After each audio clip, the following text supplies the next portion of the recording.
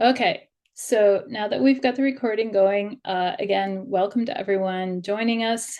Number one, would you please submit questions using the chat function? We'd really appreciate it. That will help us document questions for our frequently asked questions document. It'll help us identify things that we need to spend more time on and emphasize more in future engagement events. As I said before, we're going to stop along the way for questions, particularly after number 2, and then when certain things come up that it looks like we can answer quickly during the third part. Similar content as yesterday, but we're going to get into a lot more details. All right, so then getting going. Before we go any further, I really want to thank everyone who has been part of the development and everything else around getting this revised FSC US Forest Stewardship Standard out the door, done, approved, completed, and now working on transition and implementation. There have been hundreds of people involved in this process. The folks who volunteered to participate on the technical working group at the beginning of the process, all of the board members over the last 8 years who have been part of our standard development group, former staff, people who participated in consultations and webinars and the couple of forums that we've had going along this way, in addition to those of you who just simply have provided amazing peer support for those of us working at the core of this process. So a great, big, huge thank you for all that you all have done to help move this forward. Just quickly, spent a little bit more time on this yesterday, but quickly today, reminder, we have a global framework of principles and criteria that are the same everywhere you go for every forest stewardship standard at any national or regional level. Then within that framework of principles and criteria, there are locally adapted indicators. They're based on or the international generic indicators are used as a baseline for those, as a starting point. And then there's further adaptation to reflect local stakeholders, to reflect local management systems, to reflect the context of that nation or region for which the Forest Stewardship Standard is developed. And the development is by standard developers, in our case, the FSC US Board of Directors. The most recent set of principles and criteria were published in 2012. And then the international generic indicators were introduced in 2015. And so when those came around, it was time for us to work on revising our standard. The version 1 standard was published in 2010. Okay.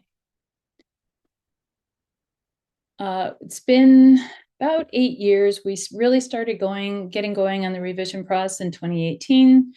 That was when the US board agreed to be the standard development group. We had 2 full public consultations with thousands of comments submitted that the standard development group then considered and introduced changes throughout the drafts as a result.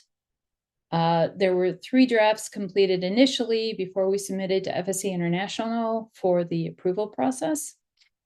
We then went through a number of iterations of back and forth with FSC International, both with staff and then ultimately with the International Policy and Standards Committee. And earlier this year in July, we learned that the standard had been fully approved, and that was based on draft 6 of the revised standard. Okay, so moving into kind of more of the guts of the presentation today. First of all, the final formal official version of the standard will be published on January 1 of 2026. We have an informal, unofficial version available. That's the draft 6 document. And the one of the next couple of slides has the web page, and Carly's going to paste it in as well, where you can find that and some of the other resources that are available. The period of time from April 1 of 2026 to September 30 of 2027 is considered the transition period, because that's when both standards, the old one and the new one, are valid. Both are valid, so they overlap in validity. The new standard cannot be audited prior to April 1, 2026. The old standard may not be audited after September 30 of 2027.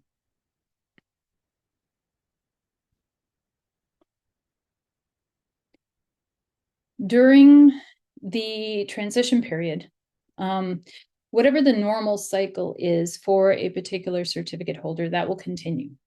So wherever they are in their 5-year certification cycle, that's what they will be doing. If they're supposed to have a surveillance audit as their next audit, that's what'll happen. If they're supposed to have a recertification audit, that's what will happen. The timing of the audit doesn't need to change unless the certificate holder wants to adjust it for some reason. Then they would need to work with their certification body to do that. During the 18 months, of the transition period, as I said before, both standards are valid for audits. So some certificate holders might actually have 2 audits scheduled within this 18-month period. And they could choose, if they wished, to have the first audit to the old standard and the second one to the new standard. They would need to confirm that with their certification body, but both standards would be valid. In a minute, we're going to talk a little bit about timing and why you probably want to think carefully about when your audit occurs and whether or not how quickly you want to transition to the new standard, but I'll come back to that in just a minute. During the transition period, all existing certificate holders are required to have an audit to the revised standard. And during the transition period, or before the end of the transition period, all certificate holders need to conform with the new and revised indicators that are in the version 2 standard. Because there have been some other normative changes in the FSC system, there's a couple of things that we're still working to clarify with our colleagues at FSC International. The first one of these is, whether or not all of the new and revised indicators have to be audited before the end of the transition period. During previous transitions, it has been, if it's a surveillance audit, if it's a recertification audit, then everything has to be audited anyway. But if it's a surveillance audit, there is some flexibility that's been given to certification bodies, to auditors, to determine what are the indicators that really need to be audited right away from the new set of indicators, or revised or changed indicators. But there's been flexibility that if they're kind of low risk, indicators of less importance, that those could in fact be audited for the first time after the transition period ends, as long as it's before the end of that certificate holder's 5-year certification cycle. We're working to clarify whether this is still true, because this could have an impact on audits, obviously, and on certification bodies and certificate holders. The other thing that we're working to clarify right now is how major nonconformances will be assessed, and when they have to be closed. So what I'm going to do is I'm going to bring up a graphic. Excuse me. Sorry. I lost my clicker for a second. There we go. Okay. So in transitioning, and this is from the procedure for transitions from Principle and Criteria version 4 to Principle and Criteria version 5. But the important thing here that it points out is that previously there were 12 months of the transition period where the two standards overlap. This is the old standard on top, the new standard on the bottom. And previously there was a 6-month kind of phase out period. So there couldn't be any audits during the 6-month period to the old standard, but it was still valid because that buffer period was given for the closure of major nonconformances. So that certificate holders who were certified under the old standard could not yet be considered certified under the new standard because they hadn't closed those major nonconformances. They had this 6-month buffer, excuse me, in which to close out those major nonconformances if necessary before the old standard expired. What's happened is that there's been a change in the timelines for what happens with normative documents. And this is not an actual schematic in any normative document. It's taking the last one and then kind of identifying what has changed. And that's in procedure 01001. And the changes that are known are applicable to non-Forest Stewardship Standard normative documents. But my understanding is that there's currently a consultation ongoing for country requirements, and that this proposes to make the same change to timelines for Forest Stewardship Standards. And it's not yet clear exactly what will apply to our US situation. We've been given an 18-month transition period, but it's not yet clear whether or not the old standard will expire right at the end of that 18-month transition period. If it does, then it will be very important for certificate holders to have their audit at a point in time, probably a little bit earlier in the transition period. So if by chance they get a major nonconformance to one of the new requirements, for example, there's enough time for them to resolve that before the end of the transition period. Because if they have not yet been certified to the revised standard, then they would lose their certification at the end when the old standard expired. So this is, again, something that we are working to clarify the expectations, whether in fact the old standard will expire right at the end of the transition period or whether there will be some buffer time. So as soon as we get that clarification, we will be sharing that broadly with certificate holders and others. So just something to keep in mind here. Okay. This is also, this is a change in the general requirements for certification bodies. You can ignore most of the schematic. This is from an annex of that standard. The standard number is given over on the left. The point is that it recognizes as you're going through the certification cycle, you have your initial evaluation, your main evaluation, and then you go through and then you have surveillance audits.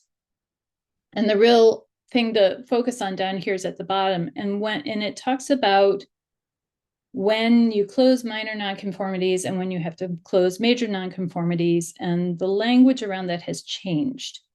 To close a minor nonconformity, you have to implement the correction, which is kind of like creating the plan of how you're going to address the root cause of why that nonconformity occurred.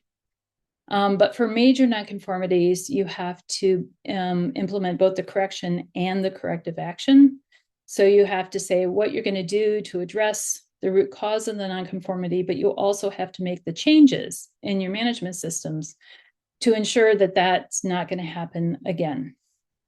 Both the closing, so for a minor nonconformity, just the correction, and for a major nonconformity, both the correction and the corrective action. Both of those closing need to happen within 6 months of the audit, because that's when the certification decision occurs and whether or not you're going to be able to continue to be certified. So again, while this procedure gives that 6 months for the closing of the major nonconformities, if the old standard expires at the end of the transition period, and your audit was less than 6 months from the end of the transition period, you'll actually have less time to close the major nonconformities. So just again, highlighting this as an issue, and we're working on it, but we want to make sure everyone is aware of the situation. Okay. There's a website up here at the top. Carly is going to paste that into the chat if she hasn't already. My guess is she already has. And at this webpage, you will find that draft 6 document. So the unofficial version of the standard. The indicators themselves should not change. Any changes would be formatting or addressing typos, or that kind of thing. So the indicators themselves should not change. There's also a document with a high-level summary of significant differences between version 1 and version 2. And there's, a number of different crosswalks between the version 1 indicators and the version 2 indicators. There's also a track changes document. The last version of the revised standard that we had available on our website was draft 3. And so we recognize that that's the one that a lot of folks may be most familiar with. So Carly put together a track changes version to show what changed between draft 3 and the final approved version, draft 6. And just to give you an idea, the high-level summary of differences, it looks at kind of the basic key elements of different topics that was included and what was included in draft 1 or version 1, and then the same for version 2. This document also has a little bit of color coding, just kind of to give a bit of information about the driver for each of them, the major changes. In some case, it was directly related to alignment with the principles and criteria, version 5 and the IGIs, the International Generic Indicators. In some cases, it was more the standard development group responding to stakeholder inputs, and sometimes it was a combination of the two. So that document available at the website gives you a little bit more information. In today's webinar, I think we're covering 15 topics. And then this document actually includes something closer to 25 topics. So just a general overview. And then for each of the crosswalks, what they have is there's an initial column that gives the indicator from the version 2 standard. It also, in the third column, provides the most closely related indicator or indicators from the version 1 standard. In the middle, you get an evaluation and assessment from Carly and me. Oops, hello. That wasn't what that was supposed to do. So apologies. And the kind of this evaluation of the change, are the two indicators generally aligned, minor change, moderate change, or major change? And in looking at this, Carly did the majority of the work in this, but then we worked on the kind of the evaluation part together. And we assessed both kind of the absolute change, is the requirement significantly different than what it was before? Is it something that's brand new and wasn't at all included in the old standard? And we also evaluated from our perspective and based on our engagement with certificate holders and others, what the kind of level of additional burden might be for certificate holders. And in many cases, when we think it's helpful, there's some comments in the far right column, just to kind of reflect on what we were thinking as we did this evaluation and what we were, why it is we kind of selected the category. There's an introduction to all this, and it recognizes this is going to be potentially different for each certificate holder in their unique context. Something that might be a minor change for one certificate holder might be a major change for another one.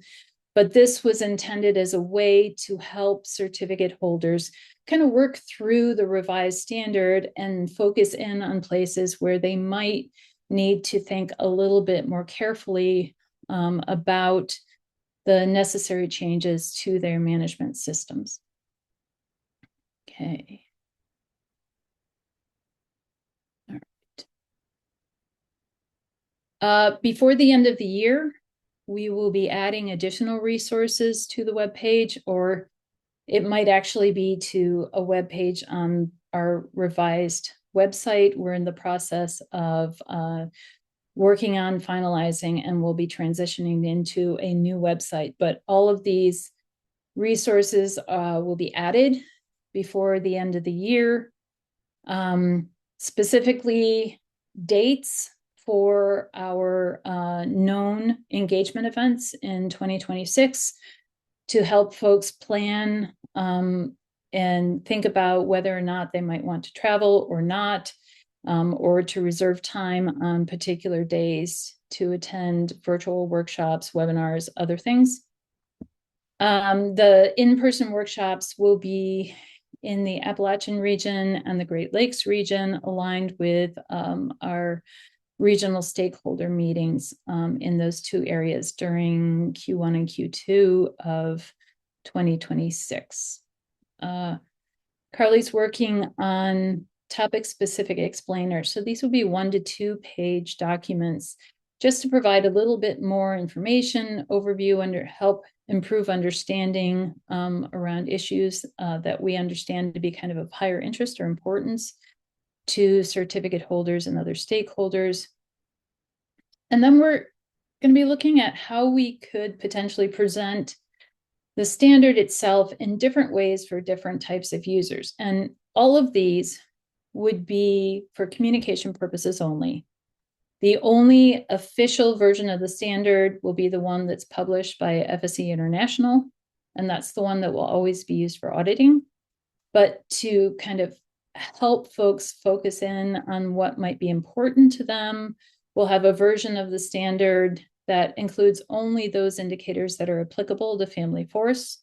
Those are slow and or low intensity managed forests. A version that includes everything that would be applicable for management units with plantations and that kind of thing. We're also looking at, for communication purposes, providing versions of the standard that are far more simple and really focus on what are the key elements of this principle, of this criterion, and that kind of thing. And we're looking at trying to be a little bit creative and possibly even kind of blowing the standard apart and providing a version that has the indicators all rearranged. So for example, everything that has to do with engagement might be clumped together. Everything that has to do with evaluations or assessments might be clumped together, just to help folks look at it in a different way. The last piece is that we will be developing, Carly's working on this one already, developing and then maintaining a set of frequently asked questions. Moving into 2026, we'll be doing a lot of work to calibrate with certification bodies, to work on ensuring we're all looking at the indicators and the expectations of those indicators in the same way. We will be initiating, actually before the end of this year, outreach via survey to certificate holders to ask for, kind of preferences on priorities for support. There are some possible things that Carly and I could do to develop tools and resources for certificate holders that have already been suggested to us. So we're looking for input on what those kind of highest priorities there might be, or if there are other ideas that you might have for tools and resources that would help to support certificates through this transition process.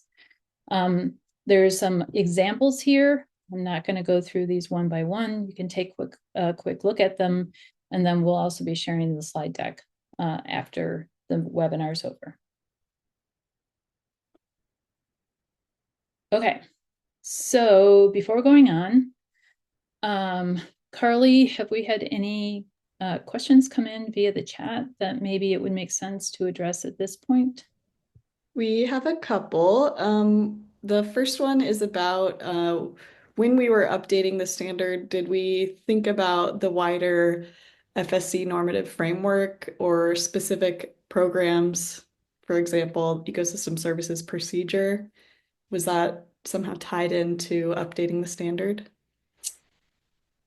Um, I would say that the it, the the expectations around the revision of the standard were really focused on the alignment with the revised principles and criteria, the alignment with the international generic indicators, and addressing stakeholder concerns that had been brought forward since the last US standard was published.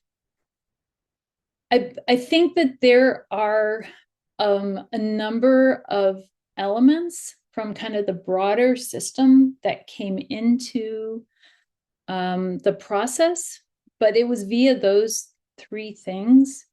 There is a new indicator in there which says you need to conform with the ecosystem services procedure if you're going to be making ecosystem services claims about your activities within the forest management unit. There is there are now three criteria which address conversion. Previously, there were only two, and they are now aligned with the policy to address conversion, which was introduced a number of years ago. So in that sense, we do have some alignment with other changes that have occurred within the normative system. An example of one thing that was not updated, we were too late in the process to do it. Actually, two things. One is there was a revision actually of the IGIs, of the International Generic Indicators related to pesticides, and there were some new pesticide IGIs introduced. Our standard is not directly aligned with those because that was published too late in our process for us to do any kind of public consultation related to those. And so we'll incorporate those with the next revision. The other one is that the SLIM standard, the small and low intensity managed forest standard, which provides a definition, a global definition for SLIM. In the US, we call them family forests. It introduced a new definition for community forest and noted that that could be adapted at a national level, and there could be potentially indicators that are, focused for community forests, similar to how we have them for family forests. And that standard was published too late in our process, for us to consider working on a community forest definition for the US. So I'd say there's a mixture, but some other elements have been brought in. Other new elements of the normative framework were not brought into this revision process. Thanks. Our next question is about regarding the clarification about timeline of closing major nonconformances.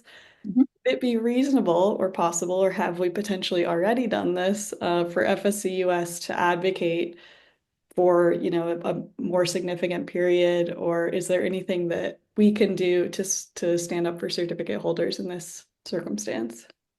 We are engaging with our colleagues at FSC International. We certainly are going to be doing everything we can to support certificate holders in the US. We did this initially. We were originally expected to get a 12-month transition period, and we advocated for not only a longer transition period, but also a later publication date. And so the standard would become effective a little bit later, giving folks more time to look at the standard review and get their management systems up to date. So I think that our advocacy has already had a positive impact on behalf of certificate holders to ensure they have as much time as possible to both conform and get their systems up to date. We will continue to advocate, but we also need to make sure that we are not, forever holding off the full implementation of the revised standard. It does have some really important changes in it that have been identified by the FSC membership as a whole as being critical and valuable. And really, we need to get those going as well. Okay. Thanks. I think that's all for this section. I think we can move into changes. Okay, cool. All right, for those of you who attended yesterday, you're going to see a lot of the same slides, but for a number of them, some additional detailed information. All right, so first of all, one of the big changes is that there's been a structural change for the standard as a whole. I'm going to step back really quickly and say on each of the slides, it says version 1.0/1.1. And that's version 1.0 was published in 2010. Version 1.1 was published in 2019. However, the only change for the 2019 version for 1.1 was the addition of Appendix H, which included the National Forest supplementary requirements. So all of the main indicators that are applicable to non-federal forest management units, those didn't change at all. So for most forest management units, for most certificate holders, there's no difference between 1.0 and 1.1. So I'll just refer to it as version 1 and version 2. Okay. So the biggest change is that in version 1, all management units had to conform with the indicators in Principle 1 through Principle 9, and then only management units with plantations had to conform with the indicators in Principle 10. There's a big change there.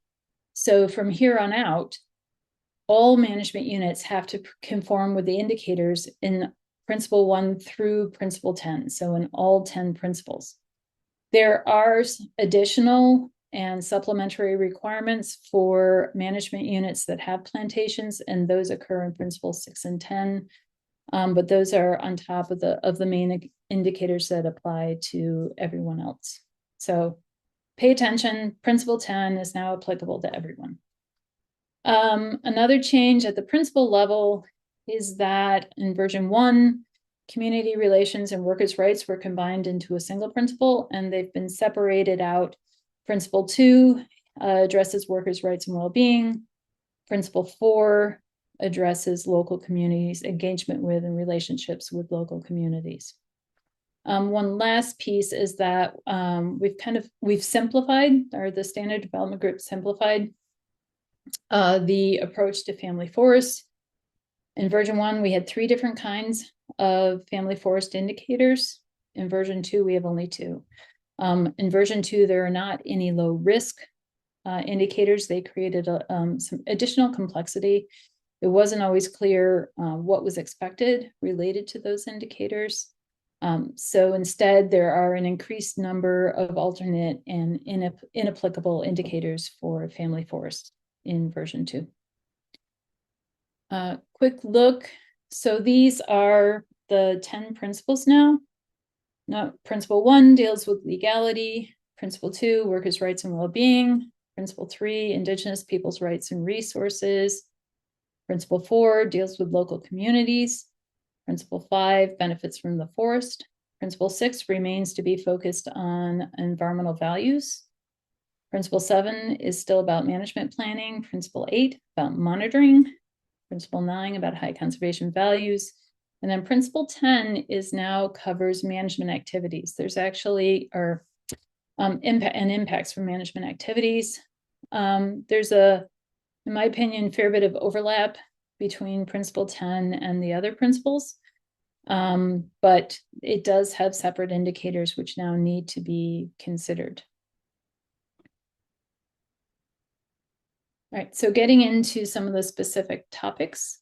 The first one is in criterion 1.6. And I also want to point out that this was a place where the Standard Development Group looked at the opportunity to do some streamlining. Criterion 1.6 deals with dispute resolution related to legal issues. Criterion 2.6 deals with dispute resolution related to grievances from employees and independent contractors. There's an indicator in Principle 3, which deals with dispute resolution related to Indigenous peoples.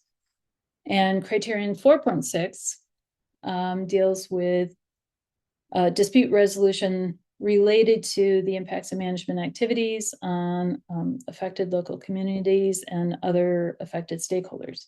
And the SDG felt that the expectations, the requirements around all these were so similar that it made far more sense to just combine them into one place.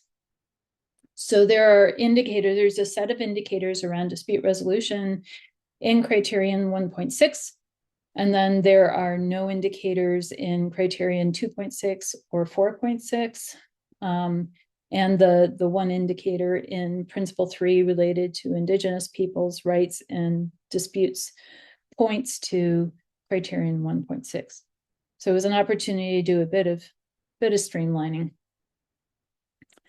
So the big change here is that under version 1, there was an expectation to resolve disputes. And it was pretty simple. And there were some specific types of disputes that were called out. Under version 2, there needs to be a dispute resolution process or framework in place that the organization or the certificate holder has developed through engagement with the potential users of that dispute resolution process. And then there are those 4 specific categories of disputes that need to be addressed via this dispute resolution process.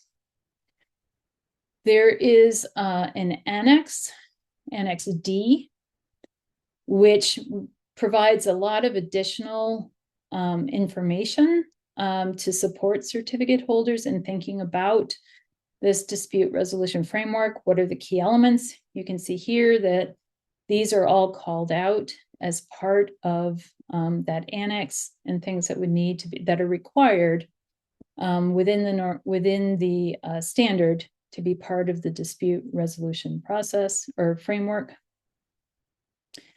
And then both in the associated with Criterion 1.6 and also in Annex D, there's a lot of additional guidance. When does the certificate holder's responsibility end? This can't be an ever-ending, never-stopping type thing. So it recognizes that the indicators say that the certificate holder needs, this dispute resolution needs to continue in good faith. But when good faith is exhausted and or a certification body confirms that the certificate holder is in conformance with all aspects of the standard, then any individual dispute resolution ongoing process can be considered to have ended. There are a lot of potential considerations related to putting together a dispute resolution process or framework. A certificate holder might want to put some sideboards on what kind of information might need to be included with a complaint if it's going to be considered. You need to have some details. You need to have some specifics. You need to be willing to identify yourself and not be anonymous in order to submit a formal complaint into this dispute resolution process. There is an indicator specifically focused or that explicitly addresses dispute of substantial magnitude and the need to cease operations if one of these disputes occurs. But there's additional guidance in Annex D about how to determine if and whether a dispute of substantial magnitude has actually occurred. In the US, we are aware that some certificate holders have had to deal with some persistent and vexatious, and these are terms that are now defined in the standard. Complaints ongoing, repeating similar over and over and over again, And there's now guidance and there's language dealing with that and the ability for certificate holders to not be required to deal with the same complaint over and over again if it has gone through the dispute resolution process already. And then again, how to determine when the process has ended and what options there are for a complainant if the process under the certificate holder's responsibility has ended. Okay, Principle 2. We heard a lot of concern about Principle 2 yesterday in the overview webinar. And honestly, this was one of the most difficult parts of the standard for the standard development group. This is really related mostly to concerns that have been expressed by certificate holders about crossing legal barriers and legal lines related to interactions with contractors. And this comes back to issues around misclassification of employees. And if you interact or engage with a contractor or a contractor's employees in a certain way, then they become legally your organization's employees. And that has all kinds of implications for taxes and other things and liability. So this is a place where the Standard Development Group went through a large number of different versions of the indicators for Principle 2. And felt like they landed in a pretty good place. So overall, the definition of workers didn't change that much, but how it was applied changed quite differently, or changed quite significantly.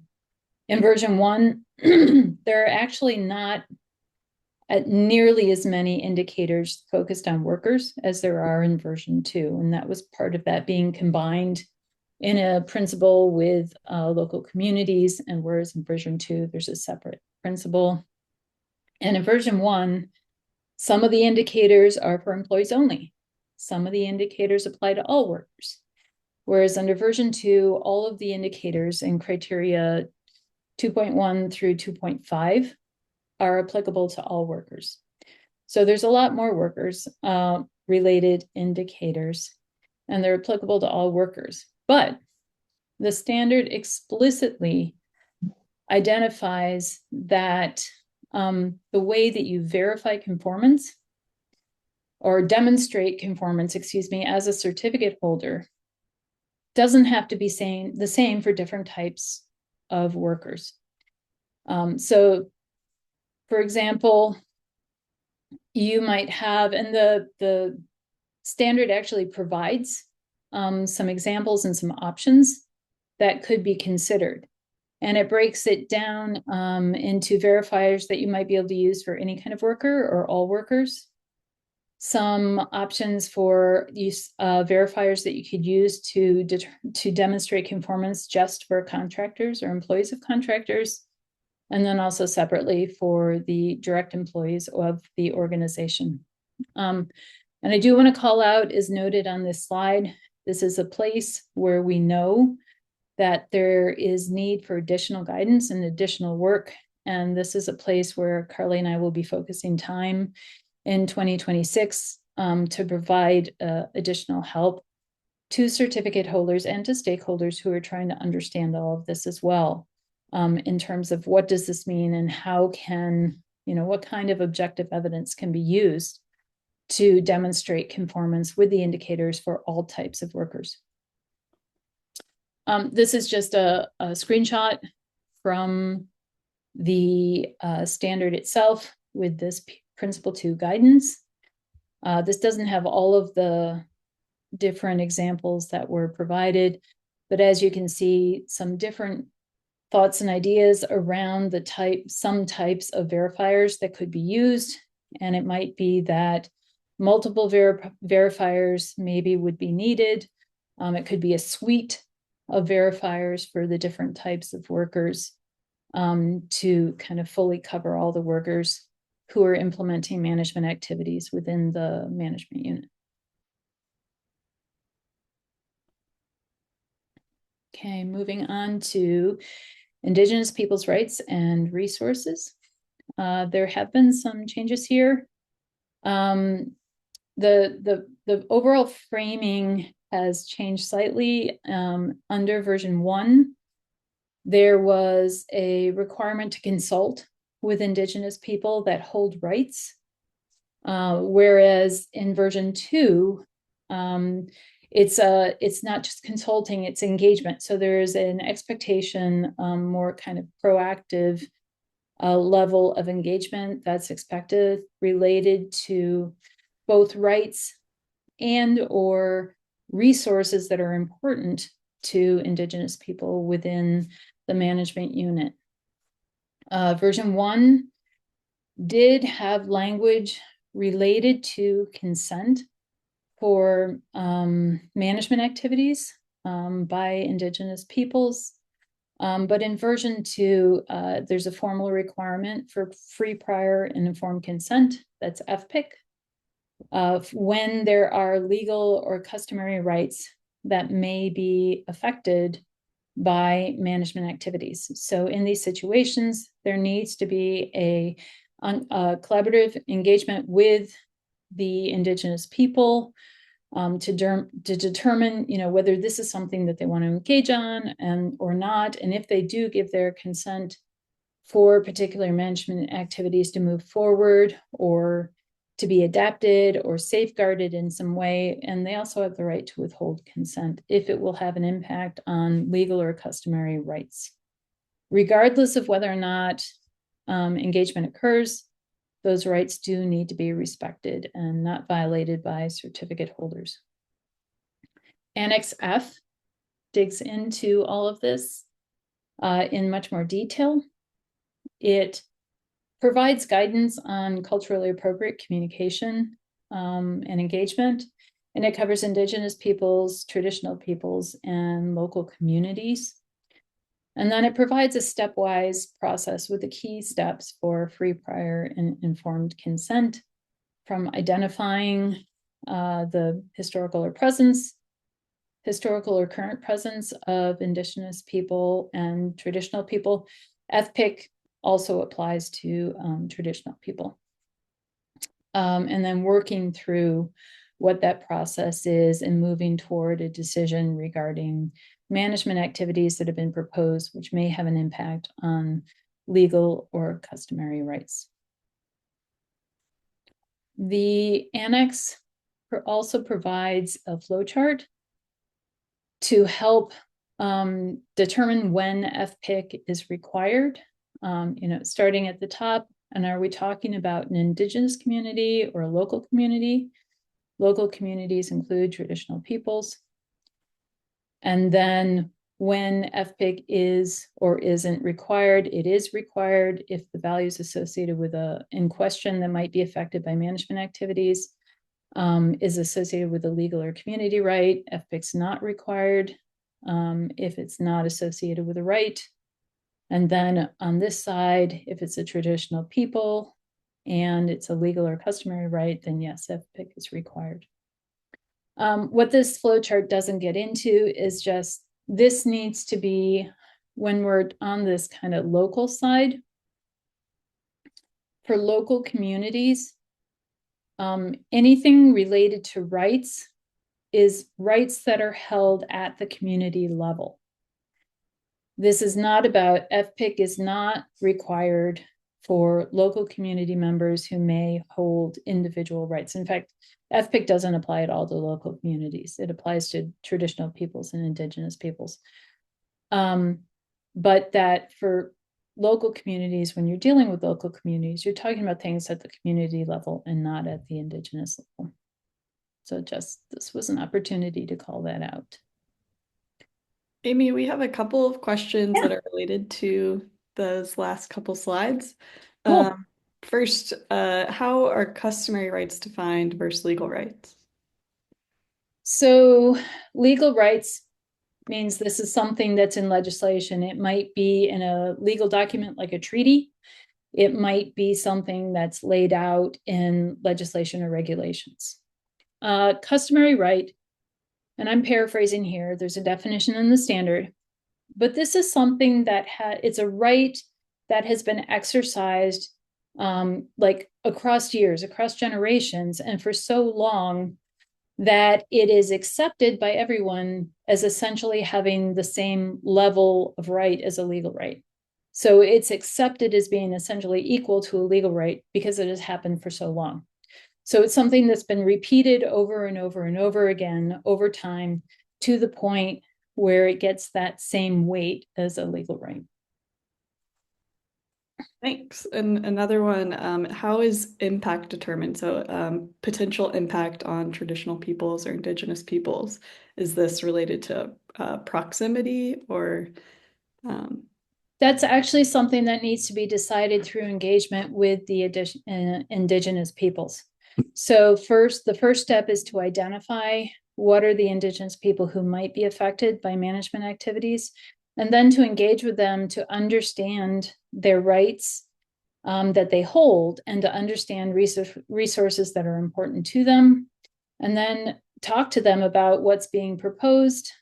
This isn't necessarily at each and every single step, decision about different management activities. It might be done at a broader scale as you're working on management planning, and this is what we have planned for the next 5-10 years, something like that, and engaging at that scale. But it's really about understanding the feedback from and the values that are held by the indigenous people and whether they think that there would be a negative impact on the values associated with the rights that they hold. Thanks.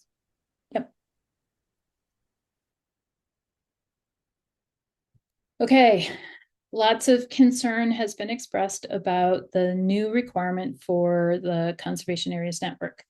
This is indicator 657. The version 1 standard had actually a fair number of requirements within it that would result in the designation of conservation areas. So whether it was something like buffering around a known site for an endangered plant, or whether it might be managing in a slightly different way because there's a particular ecosystem, and this is what needs to be done to either conserve, to manage and maintain and conserve that ecosystem, or ensure that it's not negatively affected by management activities. So there were places where there was an expectation that you were going to do things differently because the priority there was conserving a particular value. So, but there was no threshold around these. The big difference in version 2 is that there is a threshold, and certificate holders are expected to designate at least 10% of the management unit. So this means that they can look at where are the representative sample areas, where are the high conservation value areas, where are the areas that the management is focused on conserving a particular plant or animal species, or a particular rare ecosystem, or riparian habitat, or connectivity. There's a lot of different parts of the standard, and there may be other values that are important to the certificate holder themselves, where there's management that places a priority on or has the primary purpose to conserve a particular environmental or cultural value. And those are considered to be conservation areas. And those can all be considered part of the conservation areas network. Let's see, important to note that for family forests that are part of a forest management group certificate, the responsibility for the conservation areas network acres associated with those family forests, that responsibility can actually be shared across all the members of the group. So this is kind of, you guys get to have a little bit of insight into my brain. But in trying to work through this concept with the members of the standard development group, I put together this diagram, and they asked that it be included in the standard. So this is in Annex H. And it recognizes, and this is not size-wise probably all that accurate, But every management unit is going to have a lot of environmental values and a lot of social values associated with it. A large number of those environmental and social values are actually addressed via the indicators of the standard, such as those environmental values that are addressed in P6, P9, P10, social values, and many of the other principles of the standard. And then within the management unit, there are places where the primary purpose is to focus on conservation or maintenance of some of those environmental values. And so those parts of the, come back. Those parts of the management unit would be considered part of the conservation areas network. Some of those might be representative sample areas. Some of those might be high conservation value areas. And then there would be other places where the primary purpose is to conserve a environmental or cultural value. So Amy, this is really quick, could we clarify when we're talking about the management unit, is that just the lands that are within the scope of FSC certification or within ownership as a whole? No, these are the management unit is the land base that is FSC certified. Yep. Thank you. Yep. Okay. Annex H also has a table which looks at some of the different requirements in the standard that might result in an area that would be considered part of the conservation areas network. So, for example, if via conformance with criterion 4.5, it's identified that there's a certain place or a certain part of the management unit that is going to be managed with a primary purpose to ensure that certain cultural values held by local communities or indigenous peoples or traditional peoples are not negatively affected. If those values are cultural values, and cultural is defined in the standard as opposed to social values, cultural values are a subset of social values. But if there's a place where the primary purpose is to conserve those values, then that could be part of the conservation areas network. As you can see, there's lots of different places that might be as a result of other efforts to conform with the standard, that there would naturally be a area that would be considered to be part of the conservation areas network. Next topic is high conservation values. The framing of high conservation values has changed.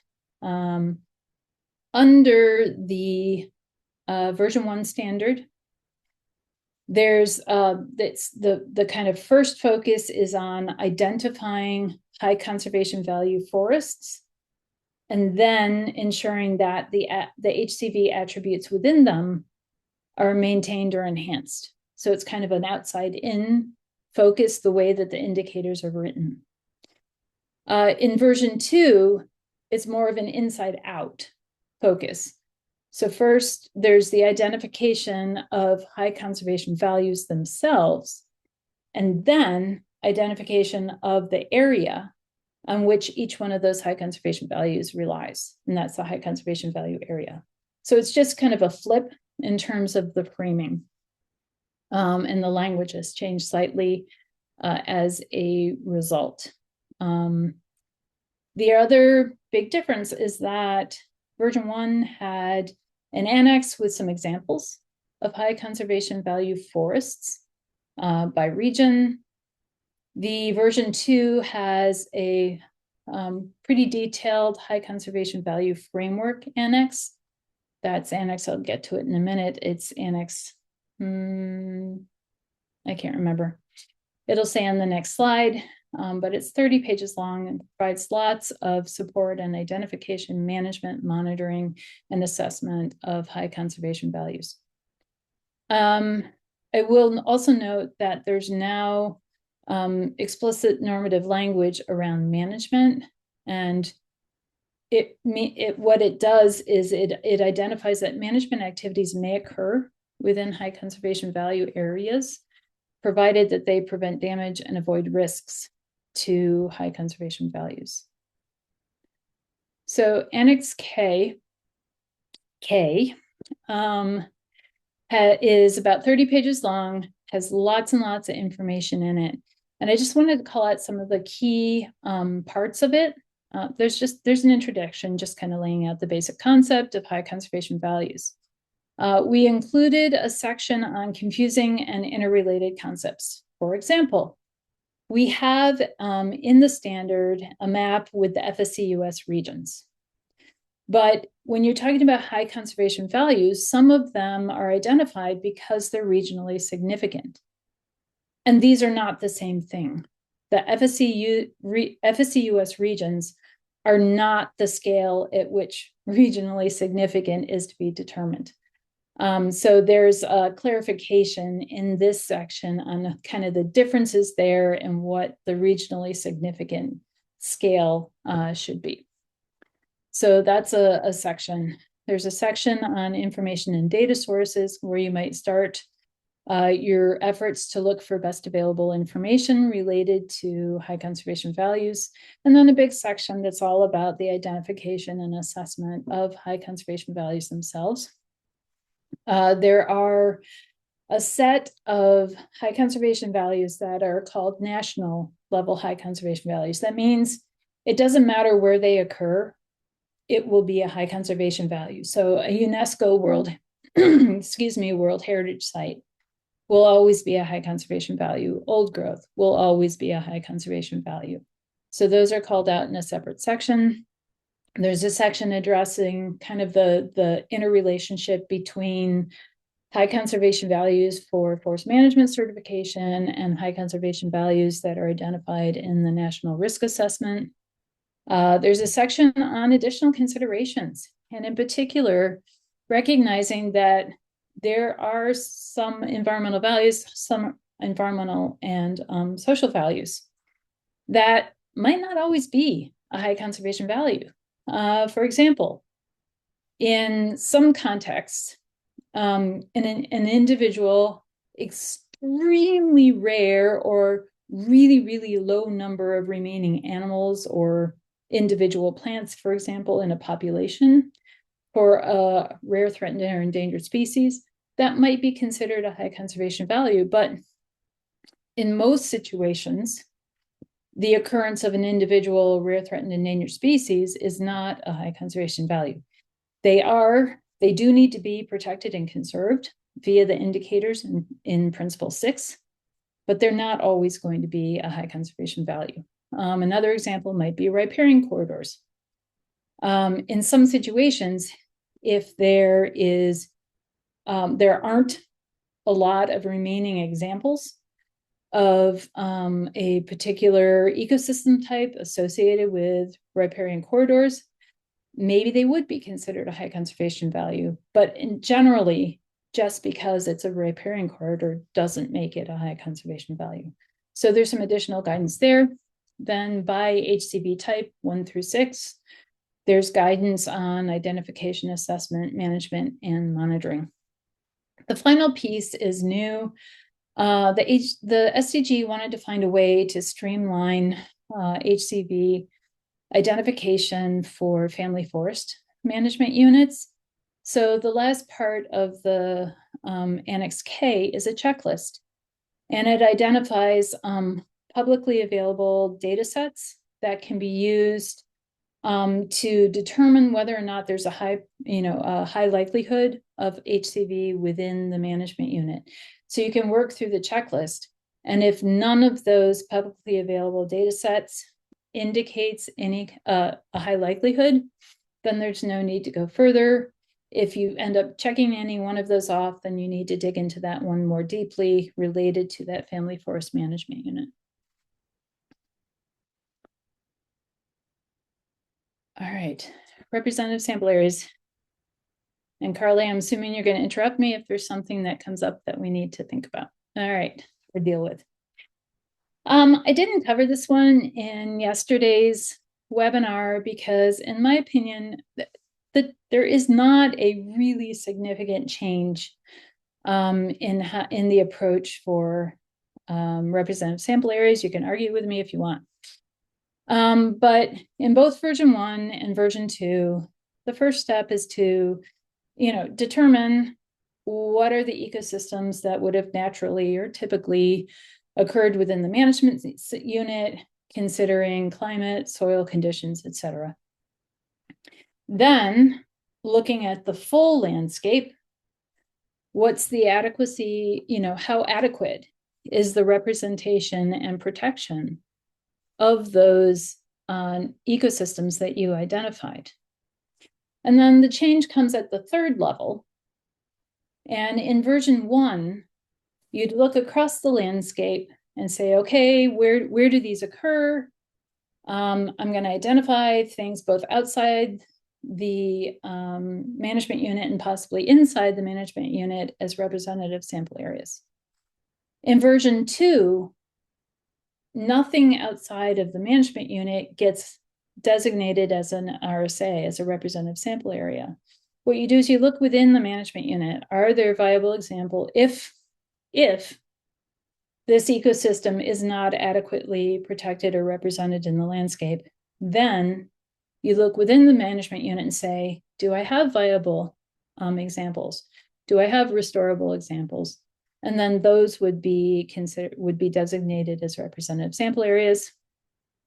If there aren't any designated and there were ecosystems that were not adequately represented or protected within the landscape, then there's an additional expectation to manage a part of the management unit to promote more natural conditions. So essentially do some restoration work on a different, it would then be on a different ecosystem.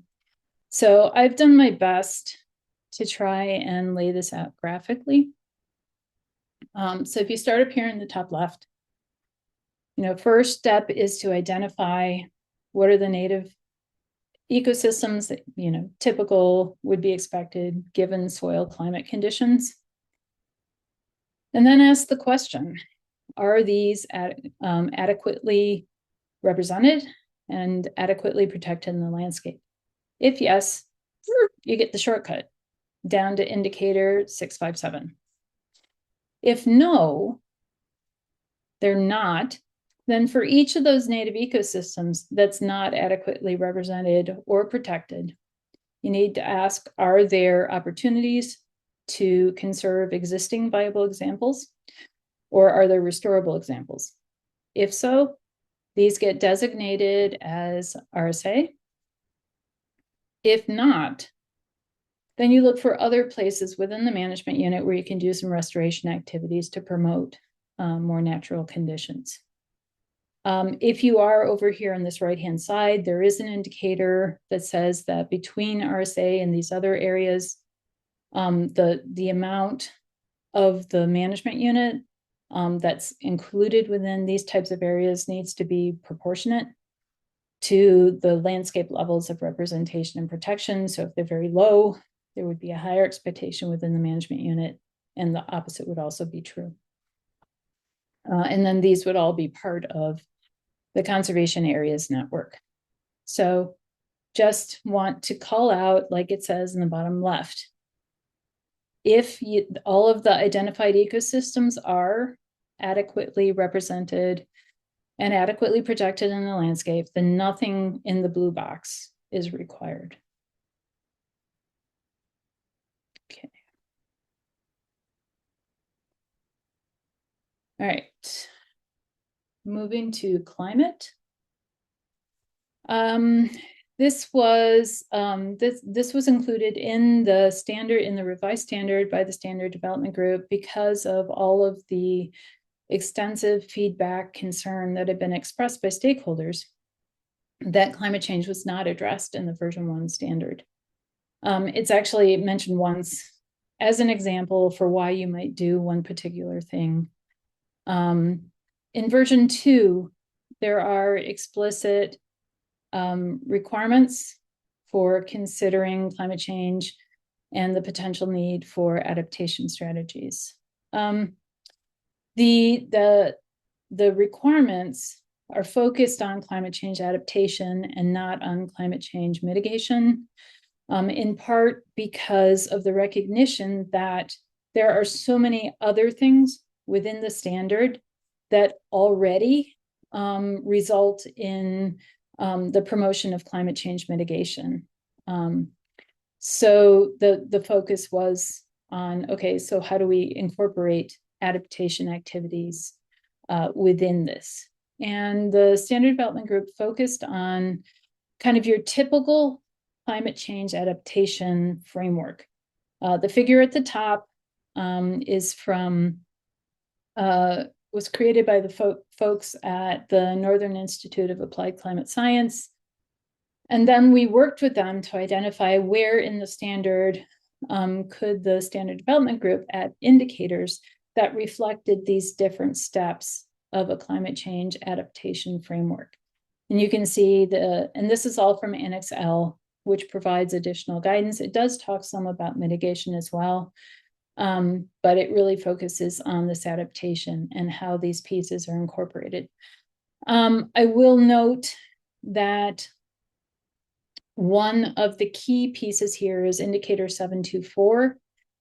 And there is a phase-in of that requirement.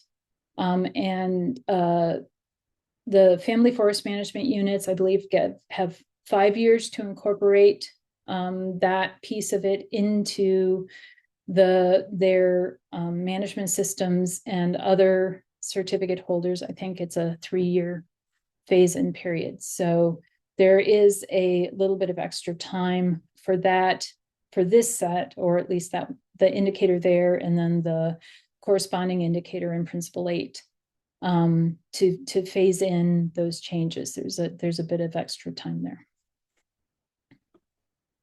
You do have to demonstrate that you are working towards conformance during that interim period of time. Okay, so the previous topics are the ones in which I put in a fair bit more detail in terms of, kind of additional guidance that provided, and a little bit more detail and expectations.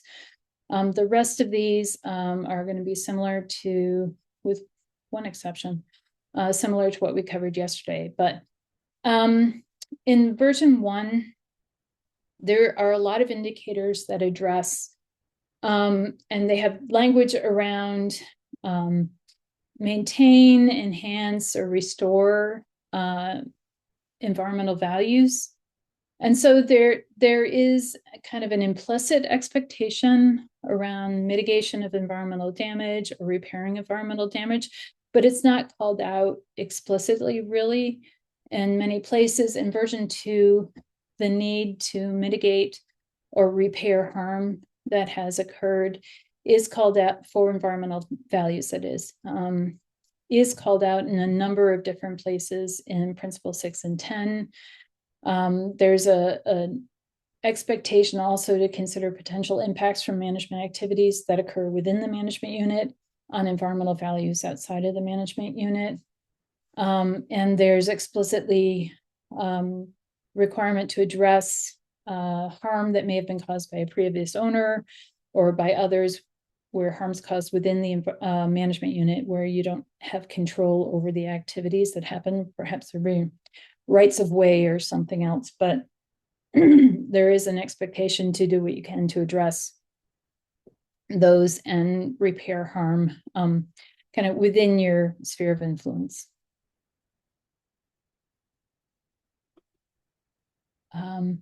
Monitoring and verifiable targets.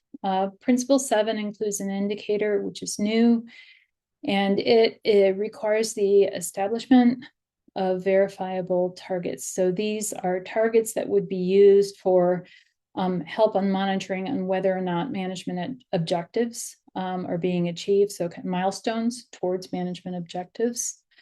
In the version 1 standard, there was a requirement to have a monitoring protocol. And then there were a lot of additional indicators that laid out explicitly the monitoring protocol needs to address this, and the monitoring protocol needs to address that in the monitoring.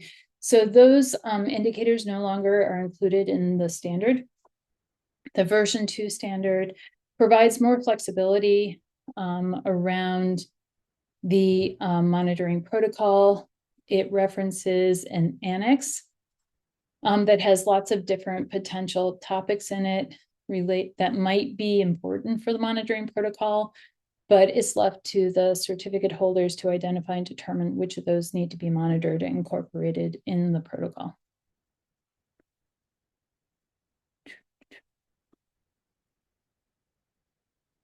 Okay, certification of lands. This is a big change. This is a change to align with FSC's newish policy to address conversion.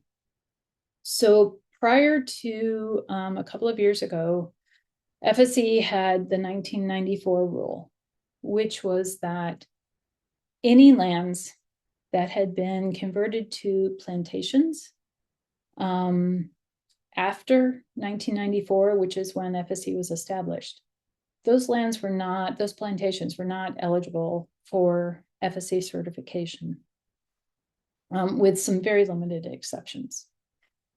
Under this new policy to address conversion, and with changes to the principles and criteria that were approved by FSC members at the last General Assembly in 2021, there's now a period of time after 1994, before the end of 2020, during which, if the conversion occurred during that chunk of time, then it is possible to certify plantation. So the conversion from natural forest to plantation, if it occurred during that period of time, it may be possible to certify that plantation if the certificate holder has followed the remedy framework, FSC remedy framework, and has implemented restitution for social harms or environmental harms, or the kind of normal, very limited portion of the management unit was affected, and it's providing ongoing benefits as a result of the conversion. But this is something new. It could potentially open up additional areas to FSC certification. Something else that's new is there's now a criterion 10.9, which explicitly addresses natural hazards. There was an expectation under version 1 to address field management practices and ensure that they were adequate, and also to monitor and record disturbance events. Version 2 has a more explicit framework around considering potential impacts from catastrophic natural disturbances and other natural hazards, implementing management activities to mitigate impacts and to increase resilience to those kinds of disturbances. Also, there's a new regional supplement for the Pacific Coast, which addresses a stakeholder identified need, which is what happens after a wildfire. What are the expectations around salvage harvests? Are they allowed? Are they not allowed? What if there's great big open areas that have been created by the fire that are bigger than the openings allowed by the other Pacific Coast regional requirements? So there's a new indicator that sets up a framework for addressing when, where, and how salvage harvests can occur following wildfire and other catastrophic natural disturbances. At this point, it's specific to the Pacific Coast region. If it's identified as a need in other parts of the country, this could be considered in a future revision to have it applicable to a wider geographic area.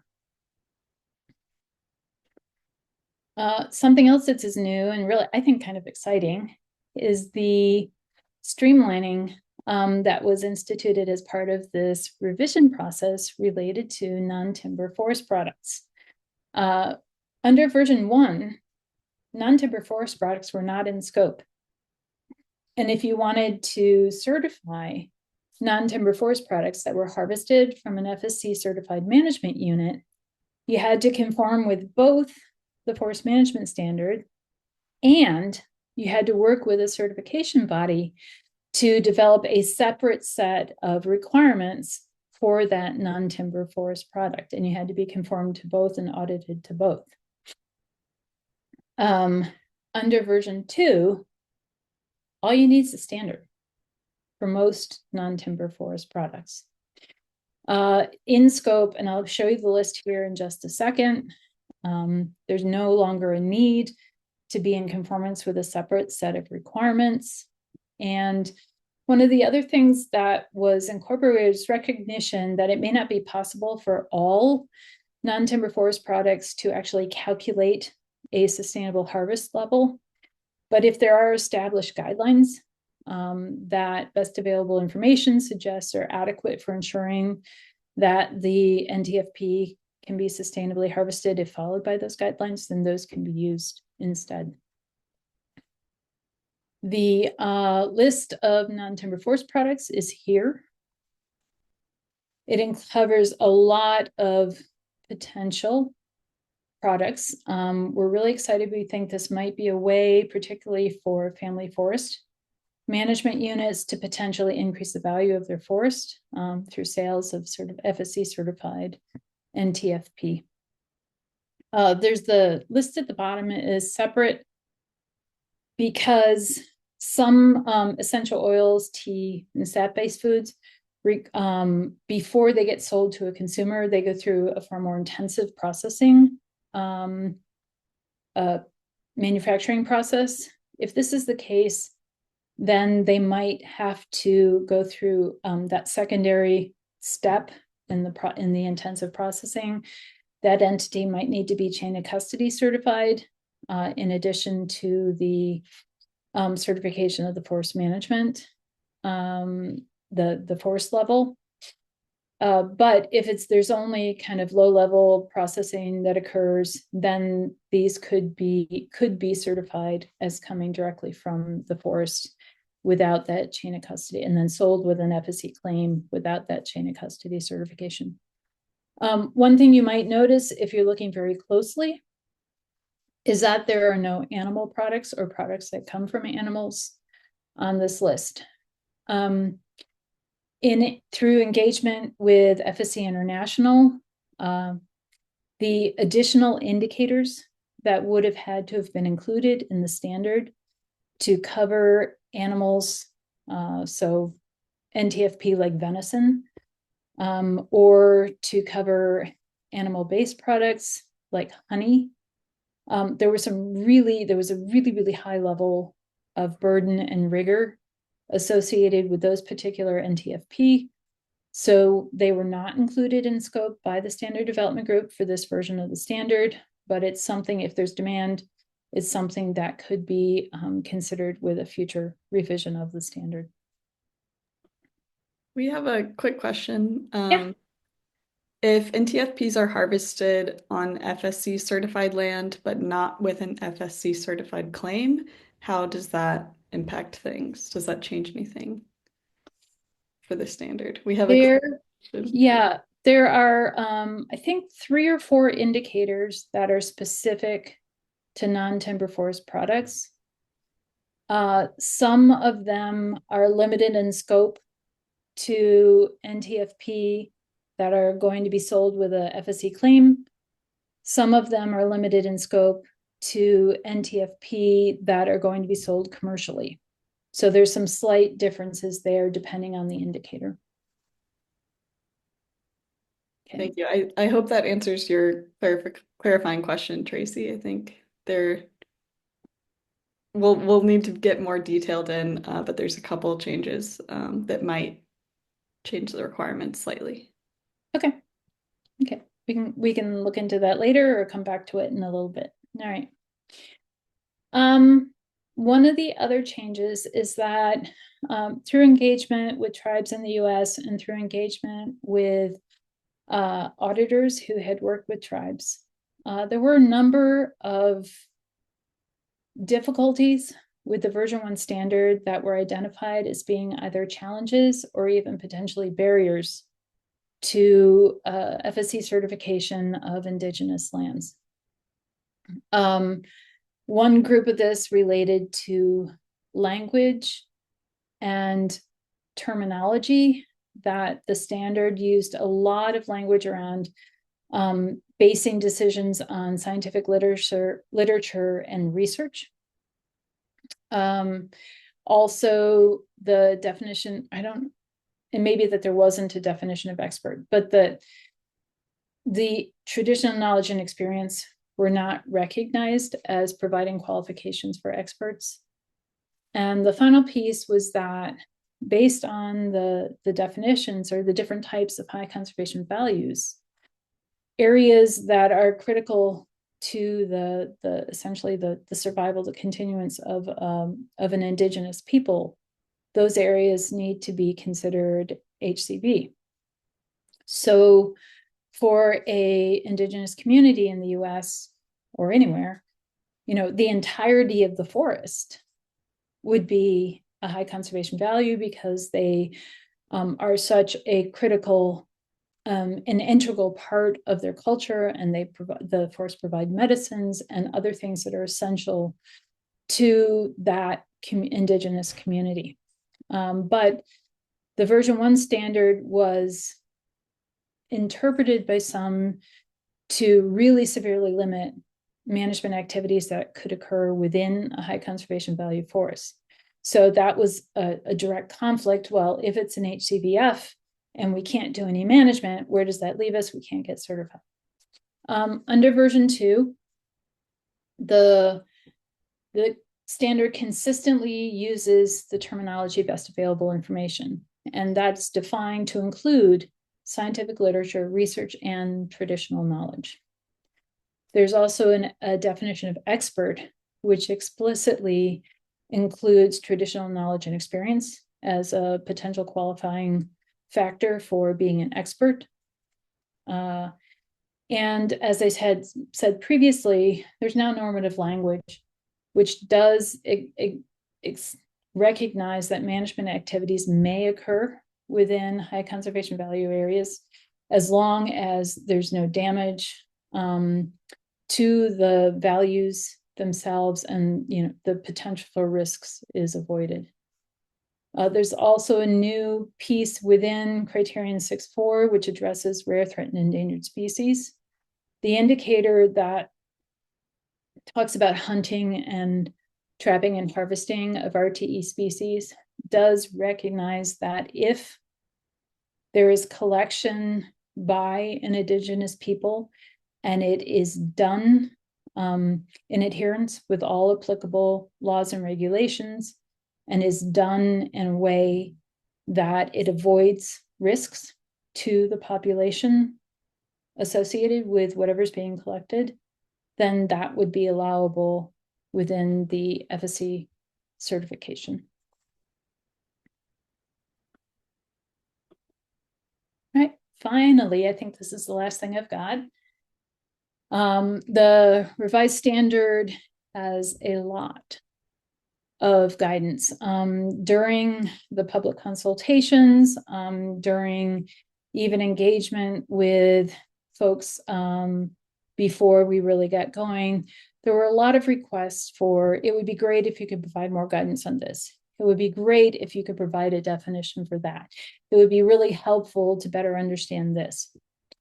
So we now have the preamble at the beginning is essentially 21 pages of setting the context and really trying to provide a lot of information about, kind of setting up the structure and the framework for moving forward, and what is a family forest, what is a plantation, when and how are federal lands considered, and many different things like that, all covered in the preamble. In the main body, that's the principles, criteria, and indicators. There's 92 pages in the main part of the body, but if you cut out all of the intent statements and applicability statements and guidance text that's provided, you're down to less than half of the number of pages. So there's a huge amount of guidance that's provided to help provide examples of how conformance could be demonstrated, of how you might think about something, of different considerations that maybe would help to frame out the way you think about a particular indicator in conformance with it. The glossary is significantly longer than it was previously because there were so many requests for definitions for terms used in the standard. And then as we went through the previous slides, you saw there's a lot of annexes. One annex that I didn't call out in any of the slides, but the annex, I think it's Annex B. So the first annex after the glossary is the annex that covers the FSC US regions. And in the version 1 standard, there's a map. It says these are the regions. The regional requirements are applied based on the regions. The version 2 standard, we've turned it into a full annex. So there is a map with the regions. There's some guidance language which recognize, these are lines on a map. These are not ecologically, distinct, accurate, specific, fine scale lines. There's not a line drawn in the ground. Hey, you step over here in one region, you step over here, you're in another region. These are fuzzy boundaries. There's a blending of ecologies along these regional boundaries. The guidance provides, the annex provides some descriptions of the different regions and the typical forest types in those regions, and then recognizes, particularly if your management unit is near one of those boundary lines, that you really need to look closely at the regional descriptions and use those to help guide, in which region your forest management unit occurs, or if it crosses a boundary, which parts occur where, and make that decision with your CB based on the ecology of what's actually on the ground. So that's one of the new guidance annexes. There's, as you heard, annexes around dispute resolution, culturally appropriate communication, and FPIC, high conservation values, representative sample areas, conservation areas network, and a number of other things, climate change. And then the last bit of the standard includes the federal land supplementary requirements. So these are the requirements that are necessary for US Forest Service lands, Department of Defense lands, and Department of Energy lands that wish to become FSC certified. Other federal lands are not currently eligible for certification. So if lands managed by one of those agencies did wish to become FSC certified, they would have to conform with all of the other indicators, plus the indicators in this final annex of the standard. I think that takes us to questions. We're not too far behind. Should I post the survey, Amy? Oh, I have this big note to myself. Ask Carly to start a poll. All right. We do. We have a poll to ask for your help in kind of helping us focus some of our efforts moving forward. And so we're going to just take a couple of minutes here. I'll be quiet, shut up for a bit, and let you fill out the poll.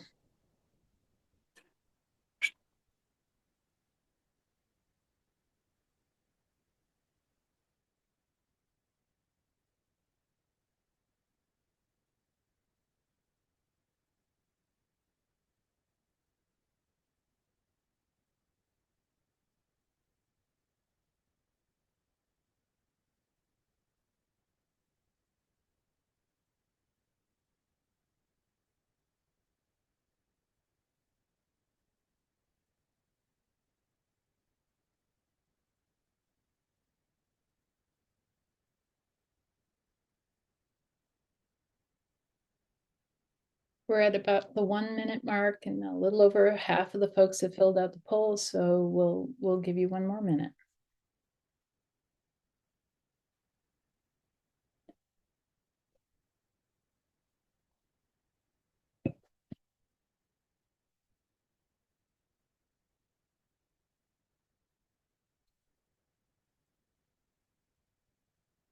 while we're here, I'll also remind you upcoming events. Love to have you with us.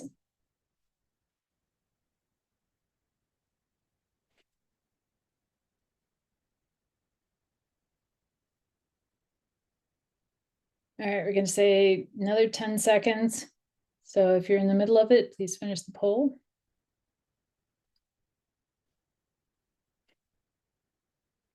All right, Carly, let's call it good.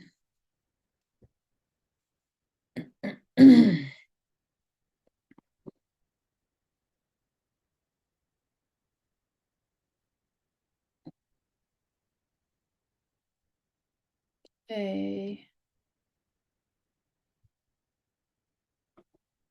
And everyone that got a quick look at the results. Let's go to questions. There's a couple that I missed. One when we were talking about Conservation Areas Network. Oh, now I need to scroll up and find it. Somehow missed this. I was so focused on the management units question. Conservation Areas Area Network and the HCV forests can overlap, but not necessarily. Can you have a CAN area that is not HCV? Yes, 100% yes. I think that there are a lot of places that might be managed with a primary purpose to conserve a certain environmental or cultural value that would not hit the threshold for high conservation value.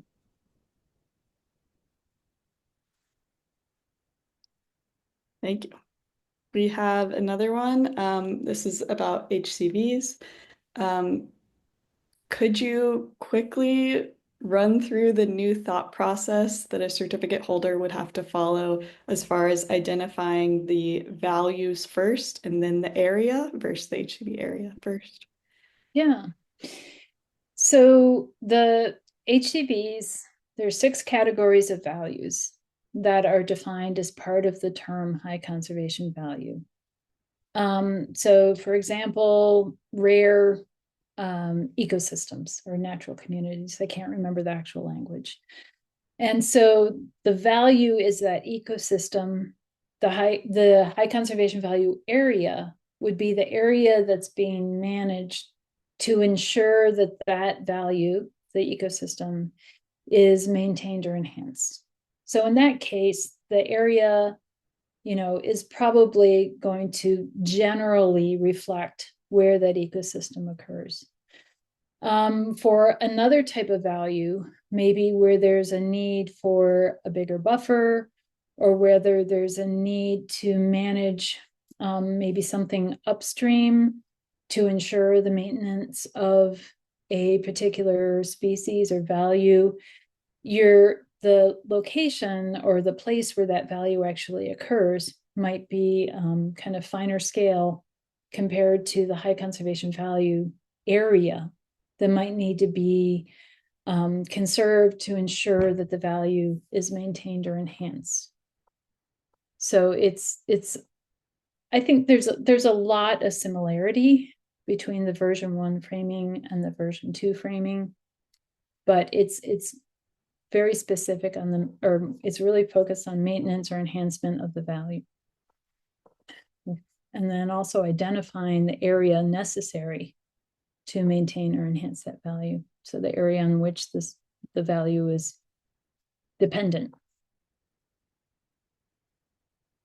Hopefully that helped. Thank you.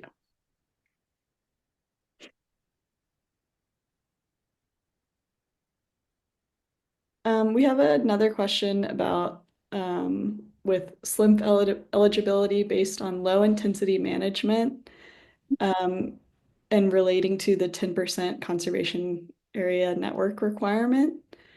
Does the new 10% conservation area requirement allow for the low intensity managed areas to meet the low intensity SLIMP standard? I think maybe if you read this question, you might understand it better than I do. Okay, who submitted the question? Thomas Craven. Okay, let me the slump eligibility management. Yeah. Still allow for these areas to contribute to meet the loan. I think that the 10% is defined by whether or not that area is being managed with a primary purpose to conserve a particular environmental or cultural value. If the low intensity management is occurring because there's a primary purpose to conserve a particular environmental or cultural value, then there's not a conflict there. Management activities may occur within the conservation areas network as long as it's not having a negative impact on the value that's the focus of that conservation area. So I don't see that there would be I don't see that there would be a conflict unless even that low level of management that's required for the low intensity under the SLIMP definition, if that low level of management would have a negative impact on the value that's the focus of a particular conservation area, then it would not be possible. There would be a conflict there.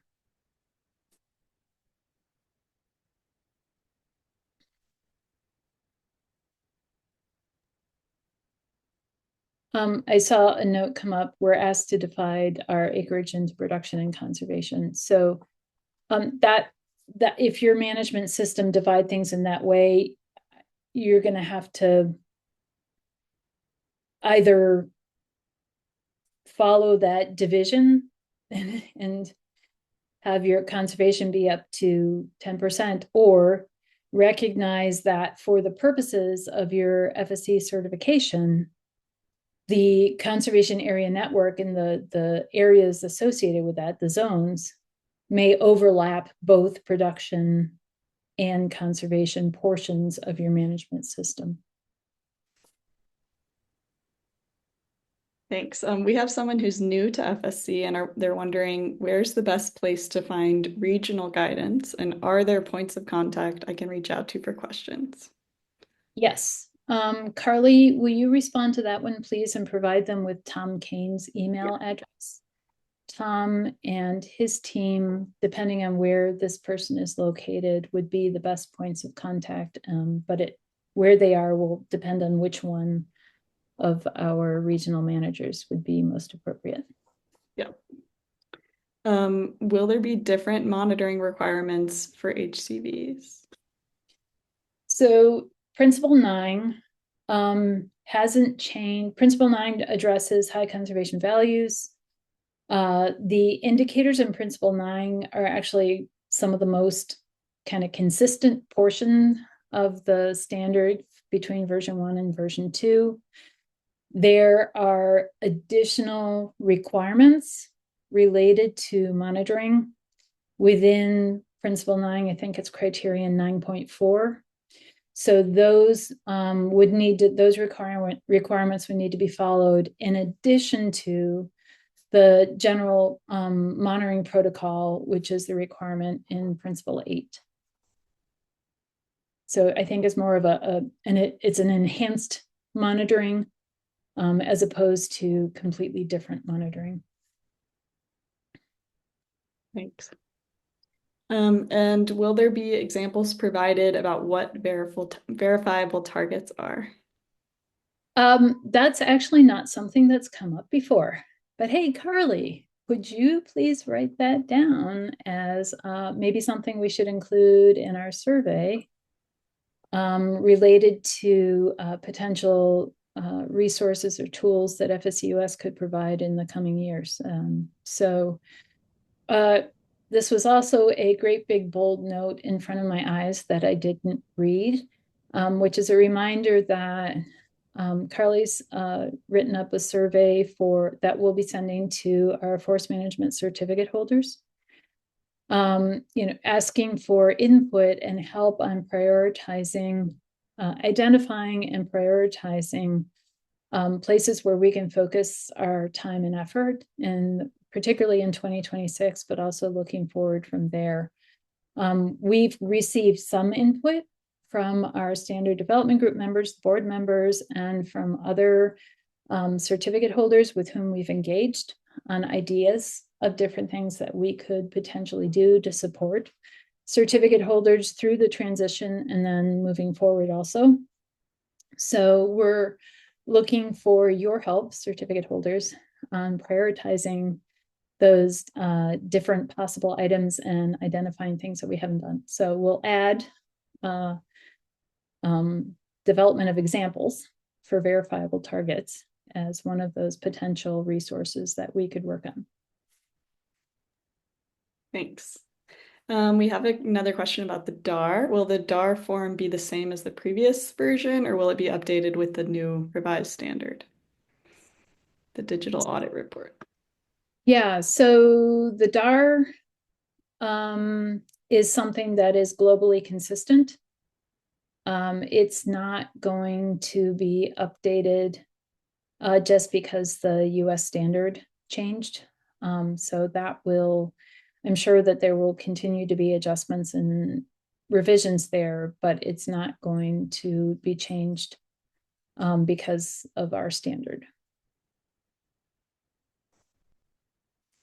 I see Michelle wrote that the DAR requires the division of production and conservation areas. This is something that I guess we're going to need to work on with certification bodies as part of the calibration efforts.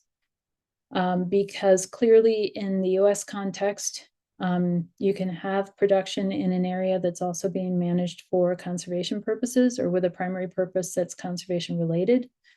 And we're going to figure out how to handle this related to the DAR, the digital audit report. Okay. We'll make a note of that and make sure it comes up in our conversations with the CBs, with the conservation bodies. We have a question about 762 and reaching out to stakeholders. Do we interpret this to mean that certificate holders must seek engagement on each and every management activity?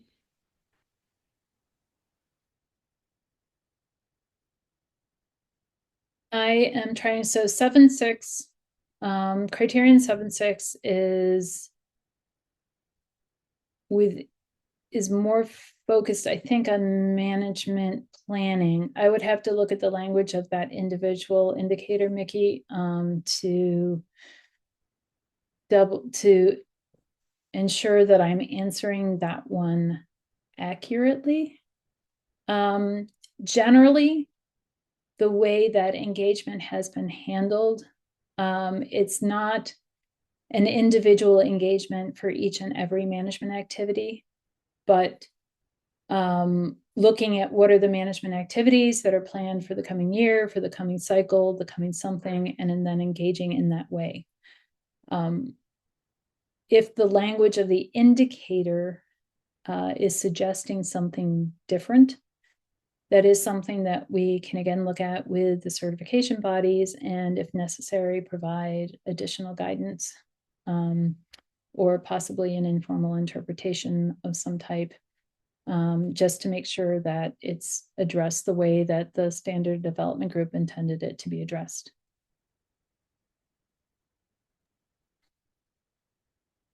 I would skip ahead, but we have a follow-up about the same indicator, sorry.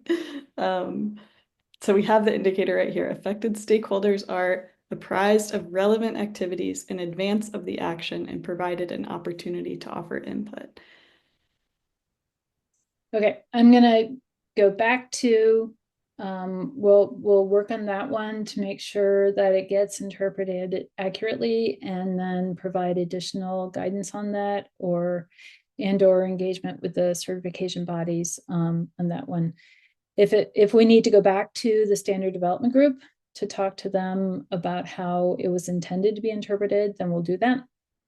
But it looks like that's another one, Carly, we need to note that there's a potential, well, it sounds like a good need for additional guidance. For sure. How, how often will certificate holders be required to review and update their HCV assessment? My memory is that there's the new indicator says that it needs to be reviewed and updated as part of the management plan revision.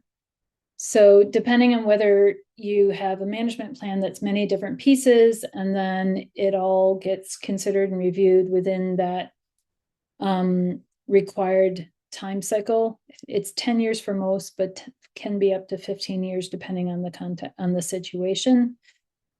So part of that review, whether it's all the management plan is all done at once or different elements are done at different times, but generally it would be at least once every 10 years based on the language of the indicator. Thank you. And back to P2 and workers' rights. Can most, if not all, of the requirements, particularly around contractors and employees of contractors, potentially be satisfied by contract language? Potentially, but in terms of verification, there may be a need to figure out how compliance with the contract language would be monitored. So that would be the one piece I think that would be possibly needed in addition to contract language on its own.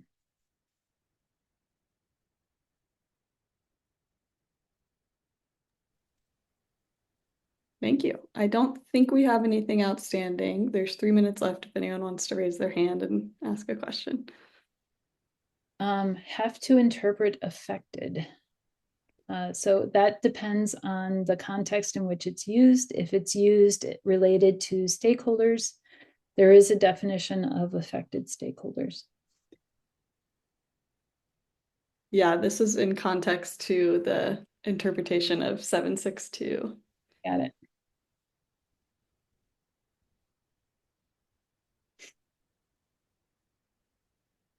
All right. We have a couple of minutes left here. We can see if any additional questions come in. But I do want to thank absolutely everyone again for joining us today. We're really excited about the interest in the revised standard. We're looking forward to working with all of you as we move through the transition period and start to really work on implementing this revised standard. Carly and I, our key primary focus for 2026 is to kind of get that transition period started out on as smoothly as possible, and then into 2027 and come to a successful conclusion of the transition period. So this is like one of our key priorities for the coming 2 years. And we're, hoping to get lots of engagement and input from you to help us better understand what we can do that would be most helpful to certificate holders and also other stakeholders in understanding the revised standard and expectations around it. So thank you very much for being here with us today. And Carly, unless there's nothing else that have come in, we can, oh, I see, when might the recording of the presentation become available? I believe that a link to the recording is going to be shared to everyone who registered for this webinar, hopefully within a week, might be a little bit sooner than that. We need to get this done through engagement with our marketing and communication folks, but hopefully within a week we should have that available to everyone. But again, thank you for being here, and we look forward to working with you. All right, I think we're good.